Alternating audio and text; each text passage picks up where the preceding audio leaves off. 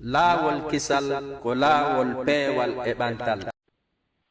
ونستعينه ونستغفره ونستهديه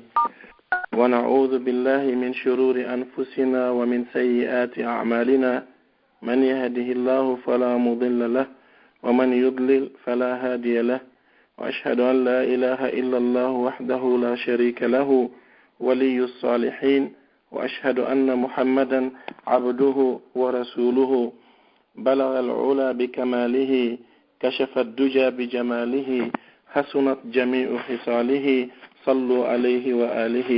اللهم صل على محمد وعلى آل محمد كما صليت على إبراهيم وعلى آل إبراهيم إنك حميد مجيد وبارك على محمد وعلى آل محمد كما باركت على إبراهيم وعلى آل إبراهيم في العالمين إنك حميد مجيد هري مسيب جلب هكورب فنانج هيرنانج إنانو إنيامو minniyo assalamu alaikum wa rahmatullahi wa barakatuhu. Haray ko hikki ɗon miɗo tori subhanahu wa ta'ala kala emen nawniraɗo ma nawnuɗo yo Allah ndikkinmo, kala emen fatoraɗo yo Allah yaafo fatiɓe ɓen o wawina en muññagol o kora en enen kadi battane moƴƴo. Miɗo tori subhanahu wa ta'ala sabu yurmede makko kala emen sattiraɗo yo Allah newinan o tigi sattende nden nde iwa o addanamo ko ɓuri e moƴƴude. haray en heeɓi fatundeji boyi e nder cenɗe ɗen fof muɗum haray ko sunna Allah mo tawata himo fawi e hoore bani adama en ala e feere. ñande goo Hasanul Basri yo Allah on yurme mo o yi yimɓe no wulla hocco piito fatunde heɓe heɓi ko honnum o wooli konngol ngol juuta hay seeɗa wo musafiruna yabkuna an musafirin wasala qablahum wo ndaare seteɓe hino wulla setejo attiɗoɓe e hewtude. donc ɗum ɗo ko holli en fof ko en seteɓe ko inna lillahi wa inna ilayhi raji'una ko Allah jiyi en ko kanko ko kanko hertani ɗen o faala o watta ko ka makko kadi woni ko ruttoto ɗen. haray ɗo emi fuɗɗo yewtere komi faala yewtude kon en fatorama boyi kono hino tawa e fataniɓe en ɓen kadi ɓe tawata haray fof meɗen hiɗen andi ɗum ko baben oustaz Mouhammad Salih yo Allah on renuɓe ɗum ko wonɓe Espagne ɓen haray babe maɓɓe no feƴƴini ɓe balɗe ɗo nomi fuɗɗori noon mo kala e meɗen no heeɓi sohola no woniri wo eɗen tori subhanahu wa ta'ala fatiɓe ɓen fof yo yaafo ɓe yo yaafano en fatiɓe ɓen fof maɓɓe kono ɓeɗo kadi ko oustaz ɓe men ɓe tawata en fof ɗen andi donc si tawi woni woɓɓe humpitaki haray baɓe maɓɓe hino feƴƴini heɓuɓe feere noddiɓe ɓe hiwrodiri yo ko baraji wodani ɓe kamɓe kadi kala mo ɓe nani mamin kadi momi nani heɓuɗo sohla o aray ko waɗɗilan ko noddugol o tigui hiwromo fatunde nden ñentinen sunna mo nelaɗo sallallahu alayhi wa sallama yamirno en on ñande inneteɗo Ja'far ibnu Abi Talib woni ko feƴƴinno ɓe inni wo heeɓi sohola yonuɗo ɓe wo isna'u li ali Ja'farin ta'aman fa innahum qad atahum amrun yushghiluhum. haray ɓe nguure Ja'far nden nde heeɓi sohola si on heeɓi feere neldugol ɓe ñamete neldeɓe. haray ɗum ɗo noon kadi holla mo heeɓi fatunde yo fof mo kala ndaaru fof defidande wotere nelda goto ñamete on bonay. si a naɓi hande woɓɓe naɓi janngo woɓɓe naɓi faɗɗi janngo wallahi ko ɗum ɓuri labbede. donc mi daro wano ngon sengo ɗon yilti ɗon kadi woɓe waɗande yewtereji ɓen fof muɗum eɗen tori subhanahu wa ta'ala yo ɓeydu gandal ngal wonɓe jentade ɓen kadi yo ɓeydu gandal ngal o ɓeydana en fof meɗen wawugol hutorde ko wonɗen nande kon o waɗana en sami'na wa ata'na min nani min jaɓi hara en wa ari waɓen innuɓe sami'na wa asayna min nani min salike. donc haray hande komi yiɗi en yewtu fi muɗum ko ñalande nde tawata yontere be en fottay e mayre nde wotere waɗen yewtere diina ɗum ko honnum ko ñalande juma. yewten fi ñalande juma hande e neediji seeɗa ko woni e juma ƴetten ka alqur'ana e ka sunna nelaɗo sallllahu alayhi wa sallam. haray ko ono yo musidɓe julɓe Allah suɓanike en o waɗani en o waɗi en ɗe mofte ɗo mofte jeyɗe ñalande juma wano o suɓorin en noon e mofte hedditiɗe ɗen o waɗani en nafoore heewunde e ñalande juma hino tawa e nafooje ko ñalande juma woni e muɗum alyahudankoɓe ɓen o okkaali ɓe ñalande juma alnasarankoɓe ɓen o okkaali ɓe ñalande juma e ginama e hadis mo Abu Hurayra filli yo Allah o yulmemo boy noon no nana ko hon boynete nano fi Abu Hurayra inde makko nden tigi tigi ko Abdurrahman ibnu Sakh imo iwi e saare no inne Daws imo andira Abdurrahman ibnu Sakh rin ad-Dawsi ko nelaɗo jammimo Abu Hir sabuna ñaari kun tawata goto jeeya o yii kun no lettora ni ɗo gandi ñaari o koye tawata no lettora ni boboti o ƴetti kun o faggi kun o danki kun nelaɗo jammiri mo ni Aba Hir ha inde nden luttiri noon Abu Hurayra o wi'i nelaɗo sallallahu alayhi wa sallam ɓe maaki wo Allah o majjini ko ɗum woni Allah on wirnani nde ñalande juma ɗo ɓen adiɓe en e mofte ɗen wo alyahudankoɓe ɓen ɓe hawrodiri e asewe annasarankoɓe ɓen ɓe hawrodiri e alat enen Allah fewni en e ñalande juma o waɗi ñalande juma ñalande attotonde hewtude asewe e alat ko ɗum woni kamɓe ko ɓe iwtirɓe ɓaawo meɗen alyahudankoɓe ɓen ko janngo annasarankoɓe ɓen faɗɗi janngo ko non woniri kadi Allah suɓani en o waɗi en enen sakkitiɓe ɓen e tagore nden ko ɗum woni mofte nelaɗo woni mofte sakkitiɗe ɗen e tagore nden annabi Nuhu ma annabi Adama woni mofte arane ɗen mofte nelaɗo ɗen sallallahu alayhi wa sallama woni mofte sakkitiɗe ɗen kono Allah waɗanen honnun kadi ko enen woni attoyteɓe immintineɗe ñalande dargal ñaawoye si hedditiɓen fo ñaawe hadis on ko ƴetta ko e deftere Imam Muslim gando meɗen inneteɗo Ibnu Kathir o inni ko inni ñalande juma wo ko sabu ko yimɓe ɓen moɓoto nde wotere pet e nder yontere nden fi hunde mawnude fi jantagol inde Allah yamiri gomɗinɓe ɓen fop muɗum moɓagol nden ñande rewugol mo Allah dali ko alqur'ana ya ayuha alladhina amanu idha nudiya lis-salati min yawmi al-jum'ati fas'aw ila dhikri llahi wa dharu al-bay' dhalikum khayrun lakum in kuntum ta'lamun ko ono yo gomɗinɓe si tawi woni noddinama fi juulugol ngol ñalande juma on fop moɗon yahe ka jantagol inde Allah ko ɗum ɓuri on moƴƴande o tigi ko yo yahu hara kadi yahu gongol wona yo o tigi dogu o tigi habbo ha hara heddaki si wona 2 minutes hara mo huulami si o nani ɓen Allahu akbar ashhadu an la ilaha illallah la owe koyo o tigi daw ko ɗum woni ko faanda o tigi yara deƴere haray mo janto inde Allah hara imo jorti moƴƴere nden ka Allah Ibnul Qayyim al-Jawzi o wi ñalande juma ko ñalande teddunde hanande rewede Allah e muɗum ko ɗuuɗi wo hakke ma ko ñalande juma teddi hino teddiri hakkunde yontere nden wano lewru suumaye teddiri hakkunde lebbi hedditiɗi ɗin hakke ma ko ñalande juma teddi ñalande juma hino mari saa'i gooto mo tawata mo wotigi toriki Allah jaɓanay mo kala ko faala no wa'iri noon kadi e nder lewru suumaye jemma gooto hino toon mo hawrodiri e makko toriki Allah okkoray mo kala ko faala immorde noon daɗɗugol yiite ma ɗum naatugol aljanna hino jeeya e ɓure ñalande juma ma ko ñalande juma mari kon e ɓure Abu Hurayra fahin kadi himo fillitani en hadis mo Imam Muslim kadi fahin filli wo nelaɗo sallallahu alayhi wa sallam ɓe maaki khayru yawmin tala'at alayhi shamsu yawmul jumu'ah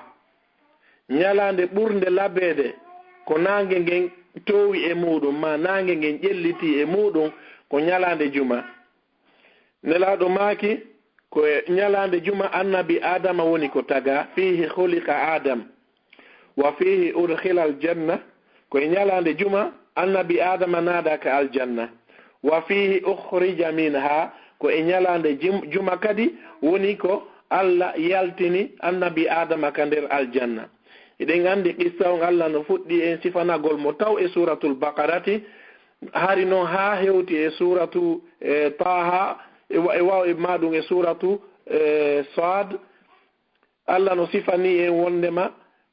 wata annabi adama nyaamu leggal ɗum ko ɓayɓe poɗotiri mi faala raɓɓindinagol on andi ko mi faala yewtude fi muɗum ko joni noon annabi adama ñaami leggal ngal kamɓe e nene hawwa Allah yamiriɓe yo ɓe yaltu ka aljanna ton joni noon ko on wona yewtede fi muɗum nden yaltande ɗon ko ɗum woni ko hawruno kadi ko e ñalande juma nelaɗo sallallahu alih w sallam e makani en ka lannode hadise wala taqumu sa'atu illa fi yawmi ljumu'a dargal ngal darotako kadi si wona e ñalande juma haray ñalande juma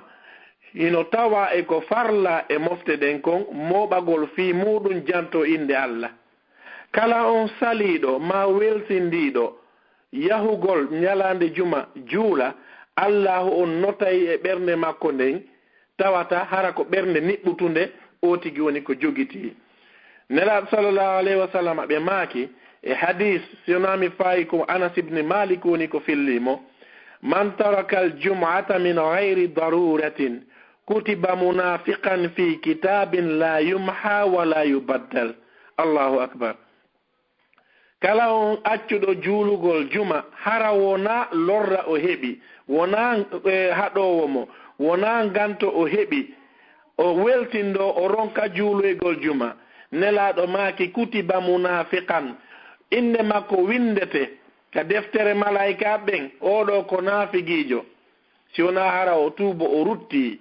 si tawi o tuubali o rutti wonay ton fi e nder deftere nden la yumha wala yubaddal montetake ko winda kon bindi ɗin kadi sansetake o tawiroya noon Allah haray o tigi bonirama haray ñalande dargal no yewtirnoɗen noon hino woodi e sa'a gooto mo tawata Allah jaabinayi duwa e muɗum no fillani en kadi Abu Hurayra hadis on ko yari ko hadis fottaɗi e majji on ɗum ko muttafaqun alayhi nelaɗo sallallahu alayhi wa sallam ɓe maaki inna fil jumu'ati sa'atun la yuwafiquha abdun muslimun wa huwa qa'imun yusalli yas'alu allaha shay'an illa a'atahu iyyah nelaɗo ɓe maaki ñalande juma hino mari saa'i gooto kala on hawrondirɗo e on saa'i ɗon e jiyaɓe makko ɓen hino dari hino juula hino toro Allah okkoraymo ko faala miɗo tori subhanahu wa ta'ala yo newinan en hawren e nden ñalande wonande yewtede fi muɗum haray hino jeeya e ɓure ñalande juma kadi ko o tigi duwa wattangol e hiila e muɗum koyo o tigi jooɗo o jento ko wona waɗede khutba kon ɗum ɗon hino jeeya e ɓural si tawi hina ɗum ɗon ko bakkatu wodani o tigi ko ɗum Ibnul Qayyim al-Jawzi o inni wo e nder ñalande juma sa'aji ɗin hino lutondira ko honɗi e majji ɓuri moƴƴude kono noon kanko himo ƴetti sa'aji ɗiɗi himo ɓuri noon semminde sa'a gooto e ɗin ɗon ɗiɗi o inni sa'a arano on mo sembini on e majji wo ko si imamu on jooɗike o mo wadde khutba on neɗɗo on ko yamira ko yo jooɗo o jento sabuna on saayi ɗon haa ka imamu on salmini haray ko sa'a mo tigi waɗata du'a o jaɓane e muɗum yilti konngol ɗimmol ngol o semminingol o inni ko ngol ɗon konngol o ɓuri ƴettude fii muɗum o inni wo ɗum ɗon kaka ɓaawo alan sara ɗiɗo makuuji o ceernojo noon fof muɗum hino e deftere no inni zadul maad fi hadi hayril ibad haray kaka hella ka alan sara o tigi tawata toroto allah jaɓanamo kala ko o faala ay innaha ba'da al asri ɗum ɗon ko ɓaawo alan sara yo allah newinan en ɗiɗo fo waɓɓutuji noon fof muɗum hawrodiren e muɗum ino jeeya e ɓure ñalande juma kadi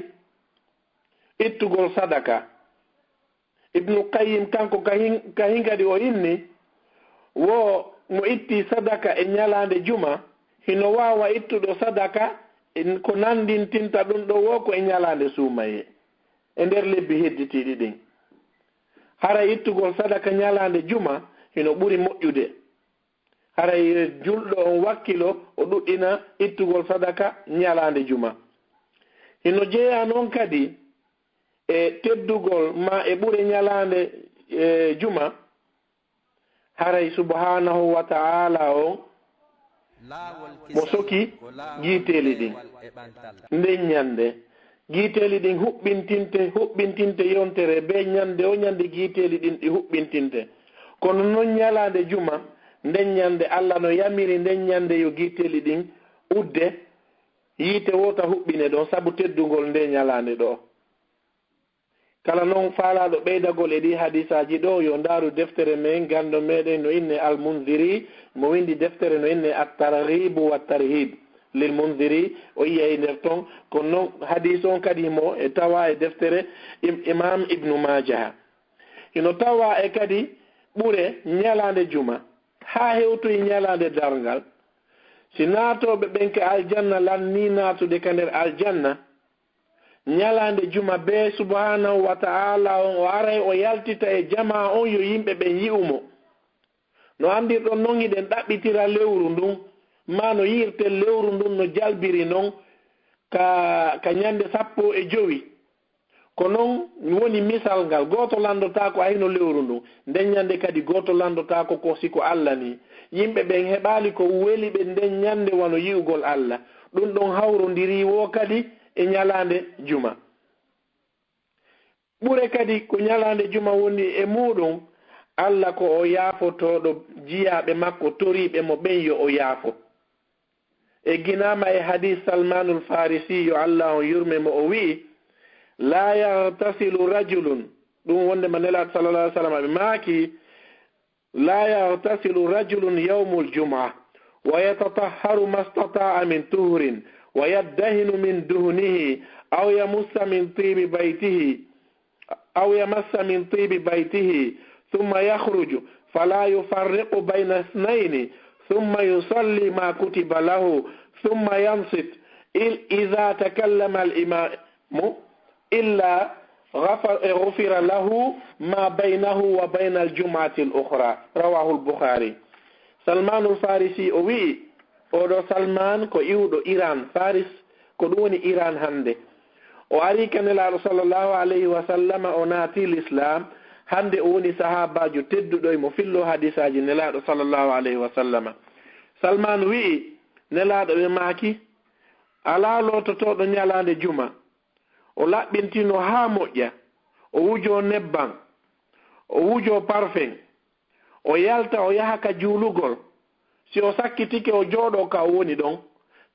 si tawi noon ko aadiɗo o jooɗo yeeso hara o ƴettali juuɗe makko ɗen himo hinna yimɓe ɓen acce hakke ha o jooɗoyo ka saffa yeesojo iɗon gandi ko ɗum ɗo woni jikku menen worɓe ɓen tentinino menen worɓe ɓen ko si o waɗali ɗum ɗo o yaha o jooɗo kala ka o heɓi place o jento si tawi imam on no wowlude ɓe faandi ko ɗum woni imam on no wadde hutuba si wona allah yaafotomo hakkunde on juma ɗon e juma wonɗo aroyde on kadi hey moƴƴere ko woni bonirde yimɓe buy eno jeeya e ɓure juma kadi kala on wonɗo seppude yaha ka juulirde kala teppande nde o tippi himo wayi wastawi woni himo mari baraji horuɗo hitande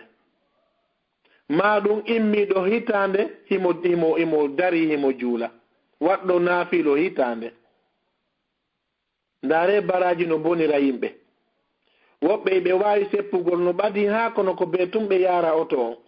Si ɗamari rendez-vous ji ɗi tawata sa gayni ko ɗo wonɗa rewirde ellala kono sa jokka hay fus musidɗo seppu heɓa baraji ɗin ko ɗum ɓurma moƴƴande ɗum kadi dawa yahugol ka juulirde. Ñande goo sahabajo goo hoɗuɗo ka sera saare Madina o faalano eggugol kanko e ɓeygure makko nden o ɓaɗo juulirde nelaɗo nden sallallahu alayhi wa sallama fiyo taw kanko kadi hinayo iw ko woɗɗi o ara. ɓay nelaɗo ɓe humpitike ɗum ɓe maako ya bani salama diyarukum ko onon yo geɗal ma ɓeygure salama lutte ka galle moɗon ko ɗum woni diyarukum tuktabu asarukum berkon ko wonɗon iwde ton aron ka juulirde ga juulon Allah no windande on kala palande nde tippuɗon baraji himo montande on bakkatu wano mum kadi hey moƴƴere ko woni bonirde yimɓe. Nelaɗo sallallahu alayhi wa sallam e maaki e hadis Aus ibnu Ausin al ansari yo Allah on yurme mo o wi nelaɗo sallallahu alayhi wa sallam ɓe maaki man ghasala wa tasala yawma aljum'a wa bakara wabtakara wa dana min al-imami fa ansata kana lahu bi kulli khutwatin yakhtuha siyamu sana wa qiyamiha wa dhalika ala allahi yasir. Hadis on himo ka deftere Imam Ahmad himo ka ashabu sunan kadi e ka deftere Ibn Khuzayma on ɗon o windi hadis on o inni hadis on ko selluɗo ko ɗum woni wa sahahahu Ibn Khuzayma. Hadis on kadi ko o firi man ghasala wartasala yawmul juma kala on lotaniɗo ñalande juma o dawi o yehi ka juulirde o ɓado imamu on ko fanda ko yo yawka sayi arano o jento ko imamu on woni wowlude kon kadi haray naya naatu tun tawa goɗɗo no jooɗi imamu no wadde khutba ina assalamu aleykum tawo tigi innu joni fi a hiwrakimo haray a moƴƴa a ari a yi'imo a hiwrakimo o woye goɗɗo duwa ka seytingol ko ɗum waɗi l'islam o no hana faamede eno woodi ka seytinana siɗɗoma eno woodi ka hanamo seytinande. Si o ari ka juulirde imam on no wadde khutba o ari o jooɗike moggo maɗa o innalima assalamu aleykum wona aden bonɗo o faamu ko innako yo ar o jooɗo o jento kono a yi'e goɗɗo no ara jooɗo salamu aleykum to ka nano salamu aleykum ka ñaamo tanala toon ɓeygure nde fof no e jang mi noddunoon mi hendaki on larlan fokkitiri ka moɗon imam on no wadde khutba kenen ta ko imam on fanku taw ndaaraɓe ɗum ɗon fof muɗum ko baraji hewɗi wonɗa bonnude e anda aroye noon ka yewten fi muɗum si tawi tan ono jaɓi. Nelaɗo noon ɓe maaki kala palande nde o pali haray hino wayiwa horuɗo sana sana ɗum ko hitande ma ɗum dariɗo jemma hitande juuli. Nelaɗo noon ɓe maaki kalannode hadis wa dhalika ala allahi yasir okkugol mo ɗi baraji ɗo ka Allah ɗum hino newi. Allahu akbar. Haray baraji ɗin hino ɗuuɗi wota yimɓe ɓe welsindo e fi muɗum haray yo yimɓe ɓen adotir yawgol ka juulirde e leer si innama fana on koye 14 heures imam natata yo otigi wakkilo yaha e 13 heures si yo hewti ka juulirde ado imam on arde yo hiwrumo faala hiwragol wo ko ɓuri noon moƴƴude ko yaro juula darɗe ɗiɗo ƴetta alqur'ana on o janga ko ɗum ɓuri mo moƴƴande. Ndaare moƴƴereji ko woni e ñalande juma ɗum ɗo no bonira yimɓe hino tawa noon kadi e ɓural ñalande juma o tigi laatagol fure e ñalande juma holla noon ɗe ñalaɗe kadi haray o tigi moƴƴanaka kono ɗum ɗo ko ñalande juma okka ɗum ɗo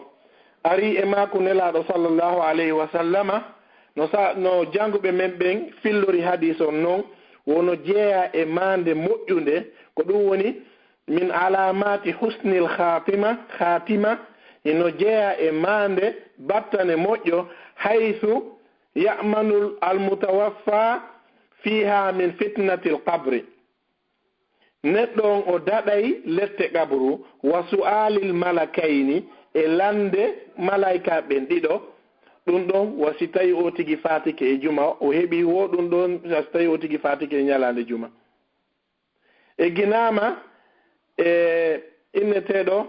Abdullah ibn Amr yo Allah yurme mo wi nela sallallahu alaihi wasallam be maki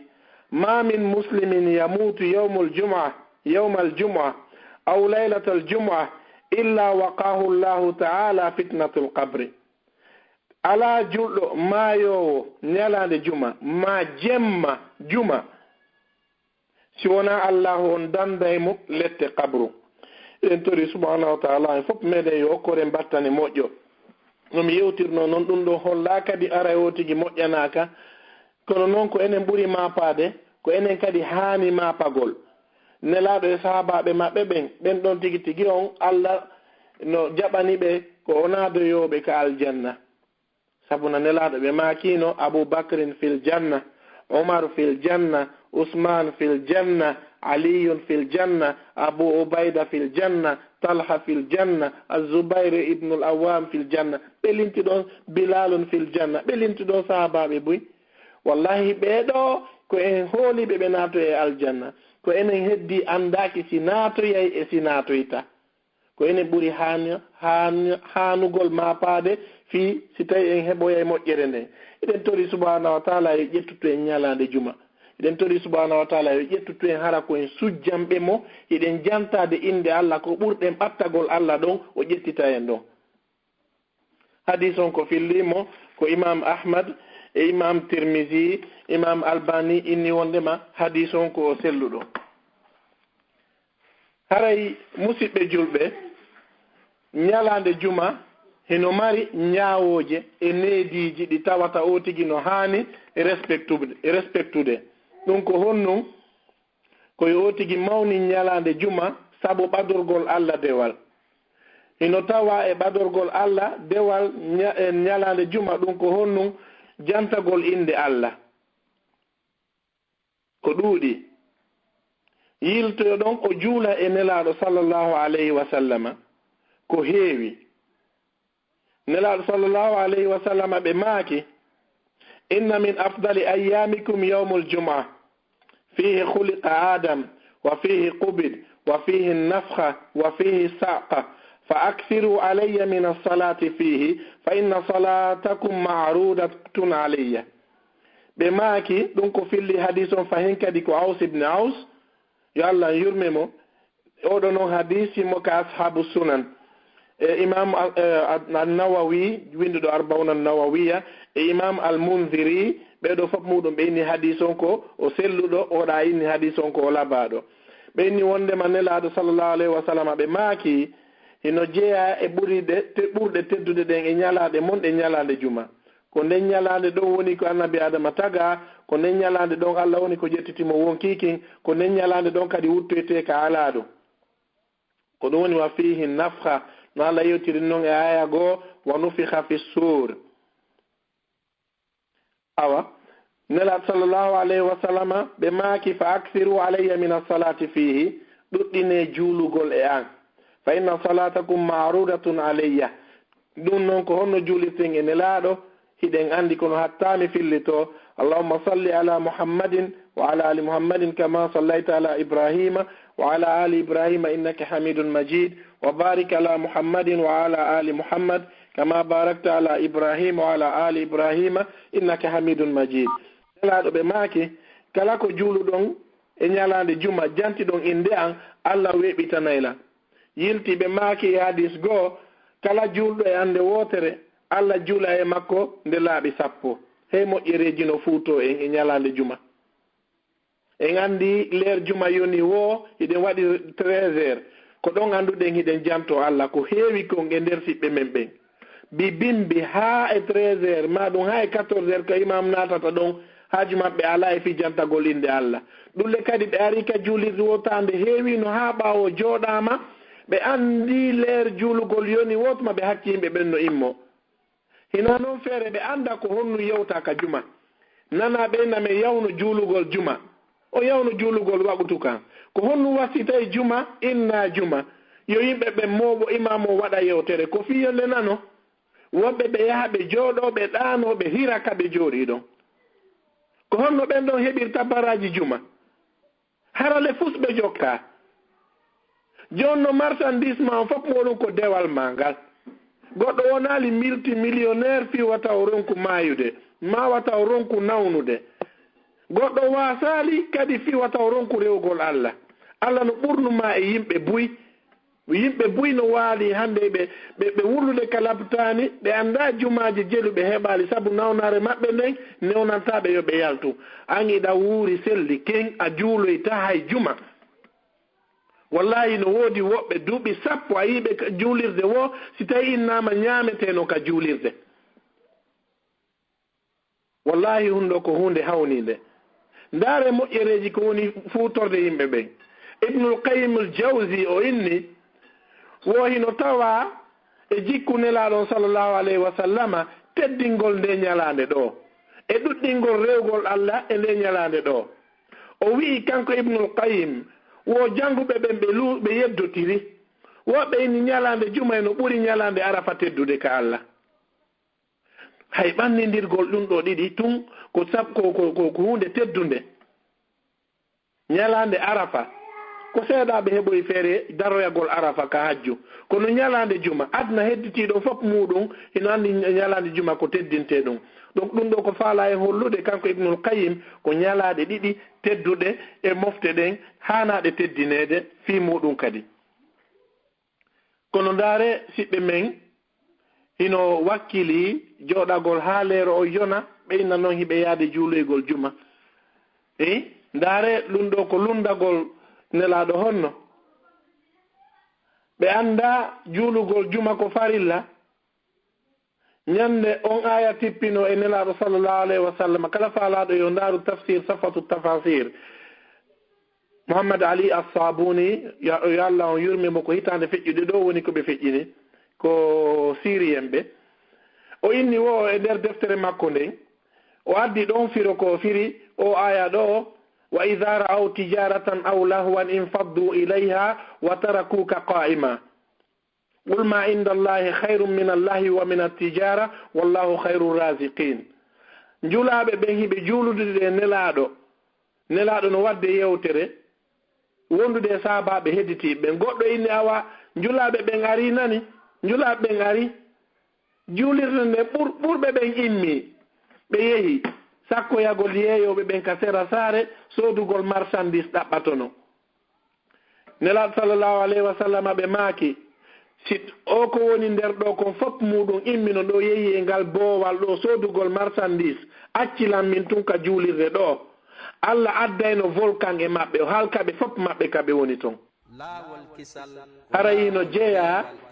e ko nelaɗo yamiri ñalande juma koye wotigi looto o laɓɓina ɓandu makko ndun ɗo gandi si a ari a joolike ka juulirde hara oɗa leynoki makko ɗin no ukkade ma kenen otigi no ñaami basalle wo ɓe inni wo laɓɓina e ƴiƴan wallahi harayno so tawno ko gonga nun konko wona wolede fof ko nelaɗo sallllahu alayhi wa sallam wona eno aram ɓe waɗayɓe ɗum kono ko honnum kamɓe ɓe maake man akala sawma fala yaqrabanna masajidana aw kama qal kala on ñaamuɗo laayi basalle tume wataw baɗo juulirɗe amen ɗen haangol barngol iwa e makko wataw lorru juulooɓe ɓen kanko o ñaama ɗum wayni o ko laɓɓinirɗon ƴiiƴan o tigi laɓɓin ɓernde nden taw i ƴiiƴan laaɓi ɓernde nden laaɓaali kaka yiite o tigi yaata nafoore ala so a laɓɓini ɓernde nden ƴiiƴan nanɗan laaɓay ko Allah jogitii fof muɗum wallahi lazim haray noon juma on kadi hino yana hara ron kafarlagol goɗɗo sabu ngantoji go'o no ɓe inniri noon al azarul mubiha litakhalluf anil juma ɓe tawni nder toon al mataru shadid ndiyan tiɗuɗan wal wahlul kathir e loope ɗuɗuɗe wal baradu shadid e ɓuuɓol ɗuɗugol kal jusami lahu mawno jogiiɗo e ɗamajan ko ɗum innete ndangu yaagal si tawi o tigi no jogii ndangu ko ndangujo hara no ukkade kadi hara ɗum ɗon on waɗde juma fawakimo si tawi o tigi walmo marrode la hara o tigi no jogii nawnuɗo ko kanko ayini nawnuɗo an on juma fawakima si tawi woni ndiyan ɗan no tiiɗi goɗɗo wawata yaltingol hoore juma fawakima si tawi jangol ngol no tiiɗi goɗɗo wawata yaltingol hoore juma fawakima ko wonirɓe noon leyɗe porto ha ella canada ha e nokkeli goo e nder amérique ko ɓe noon anndi si nama ɓuuɓol ngol si tiiɗi si neige on o saami ha ɓuri e métre alaka no oto dogira ɗum donc haray ɗum ɗon fof muɗum si o tigi no wawi ngantinago ronku yawgol juma so tawi hina ɗum ɗon juma on ko waɗɗi ɗum juma on ko waɗɗi ɗum haray maako nelaɗo sallllahu alayhi wa sallama fi lootagol juma si tawi woni ɗum ɗon waɗɗike kala julɗo haray itti e sikke ñalade juma si tawi lootanagol juma on waɗɗike itti e sikke ñalade juma kan no ɓe makiri no husluli yawmil juma ala kulli muhtalimin lootagol ñalade juma fawike kala hellifaɗo wasiwako e gosagol waya mustamina tibi ma qudira alayhi o mema parfum bel ko mari kon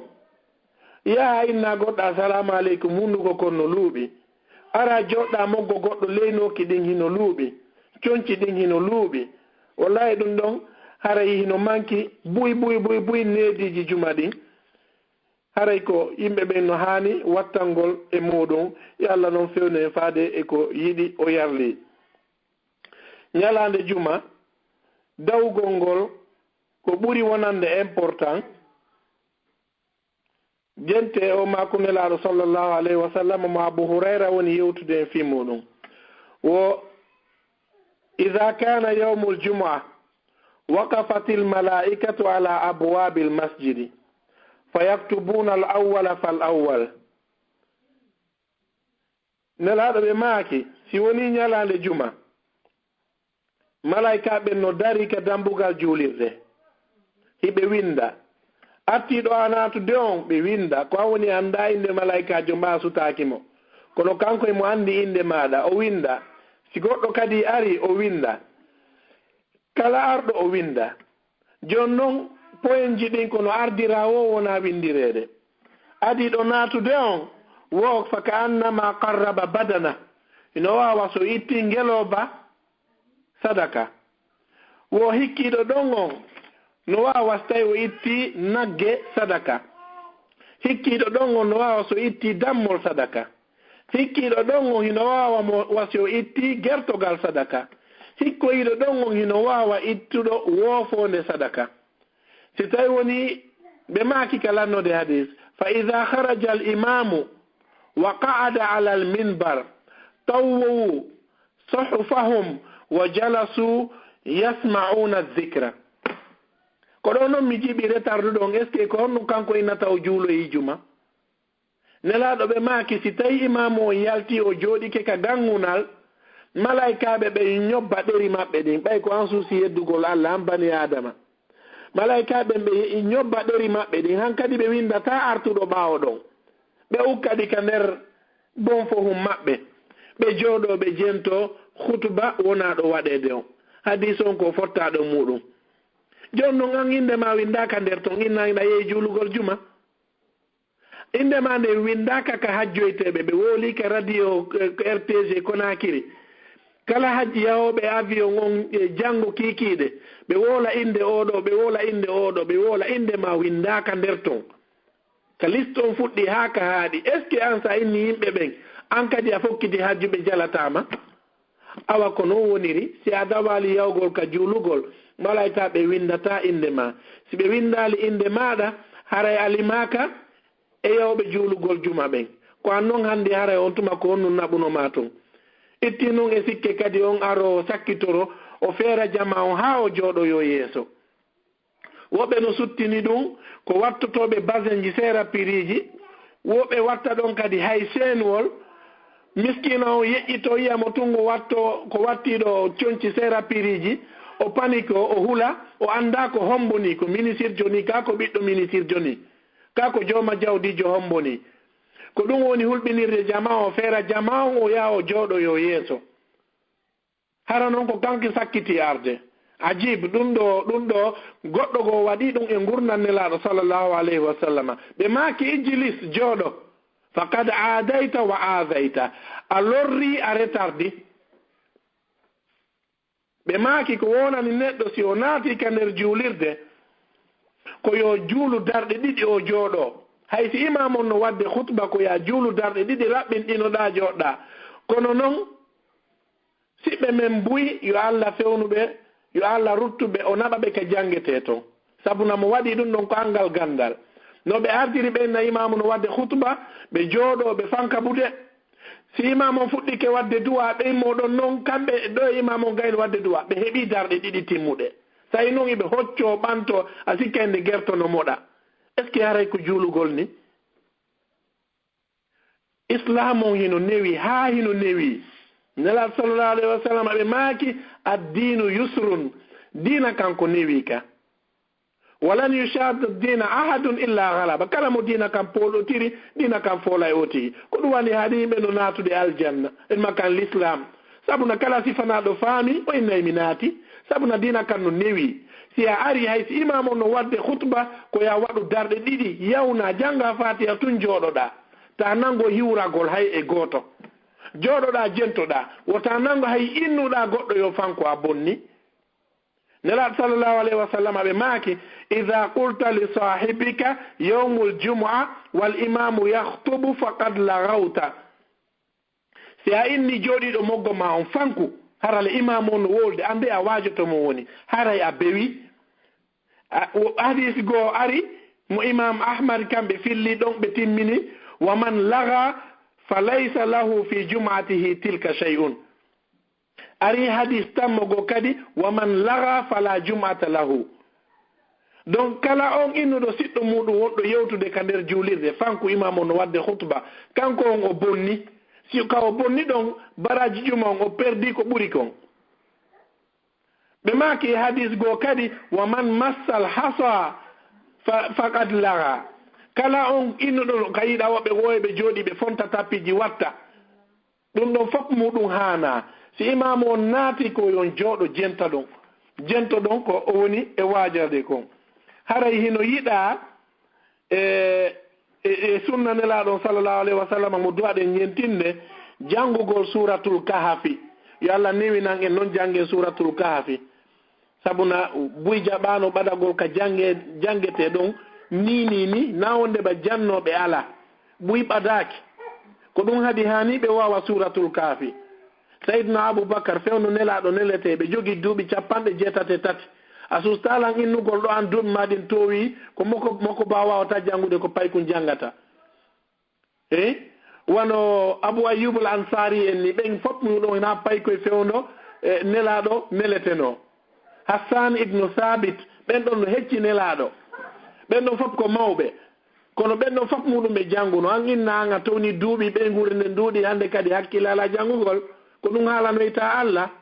inu kanga faalaka jangude donc haray sunna nelaɗo on ko honnu ko yowtigi jangu suratul kahfi ñalande juma ɓe maaki man qara suratal kahfi yawmul juma adaa lahu min annuri ma bayna al jumatayni Allah jalbinanaymo hakkunde jumaje ɗen ɗiɗi ari e hadis goo kadi osima min fitnati dajjal woɓɓe inni hadis on ko inni wonko sappi ko aya sappo ko fuɗɗode suratul kahfi woɓɓe inni ka kalannode janguɓe goo inni wondema ko fof makko yotigi jangu kalannode ka fuɗɗode jangingol fo ara hawri e muɗum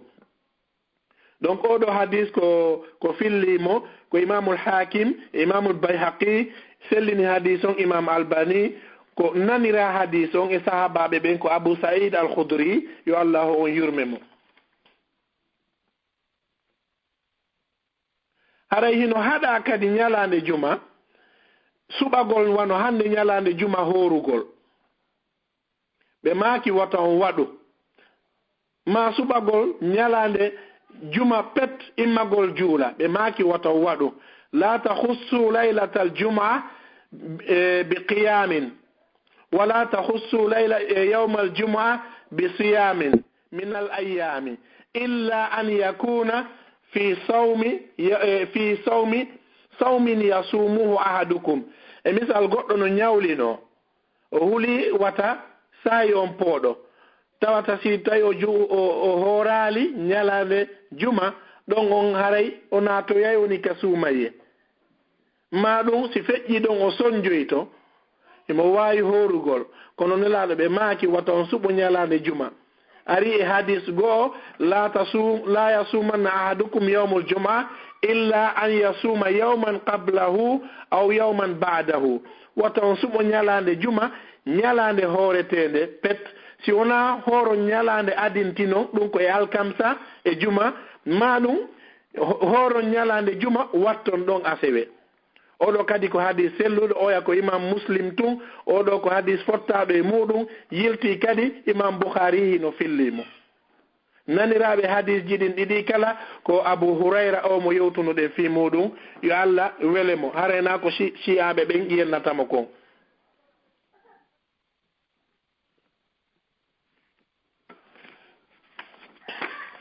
Donc haray ko yowiti e mawdu meɗen on hande ɓayi wona eɓɓanaɗo mi ɗaɓɓira fewndo ɗo darorde ko haldunoɗen yomi daaro simi heɓay seeɗa ber ko hiiriren ndo tamƴini ala ko ɓuri fottude hiirirgol daalol Allah e maako nelaɗo sallllahu alayhi wa sallama e yewtereji jannguɓe men tedduɓe ɗum ko wano homɓe ɓe nanuɗen inde muɗum ɗo wano jooma zadul ma'ad fi hadi khairil ibad ibnul qayyim al jawzi janguɓe men ɓe ginni siɗa faala andude ha honto gandal ibnu taymiya towi ndaru talibaɓe makko ɓen hino tawa e talibaɓe ibnu taymiya ɗum ko ibnul jawzi ibnu taymiya inde makko nden noon tigi tigi ko abdul halim ibnu abdissalam woni gando babe makko woni gando men go kadi ƴetti deftere babe en ibnu taymiya o firinde ko nden innete naylul atwar haray ko defte mawnude en nani kadi ga inde gando men tedduɗo mo nene Aisha maaki makuji makko hino nanditi e makuji annabaɓe ɓen ɗum ko hombo se nani Hasanul Basri ko Hasan ibnu Yasar woni inde nden ko Madina o jibina kono ko Iraq sare no inne Basra ko to woni ko sakkitorno inde nden jatti sare ka o sakkitorno ton o nodditira Hasanul Basri haray ko min siɗɗo mon mo koyi mo addali waare o Mamad Saliou geɗal Alhaji Mamad Jibril hoore kileya haray min assalamu aleykum wa rahmatullah wa barakatuhu kala komi falji nder ga haray ko umi woni ko falji bindi ɗin kan heɗi selli haray wa fil khitami asalul mawla jalla wa ala an yulhimana rushdana wa an yuwaffiqana li salahi dinina wa dunyana اللهم إنك تعلم بنفسي مني وأعلم بنفسي منهم اللهم لا تؤاخذني بما يقولون واغفر لي أما لا يعلمون واجعلني خيرا مما يظنون سبحانك اللهم وبحمدك أشهد أن لا إله إلا أنت أستغفرك وأتوب إليك والسلام عليكم ورحمة الله وبركاته لا والكسل كلا والبي والإبانتل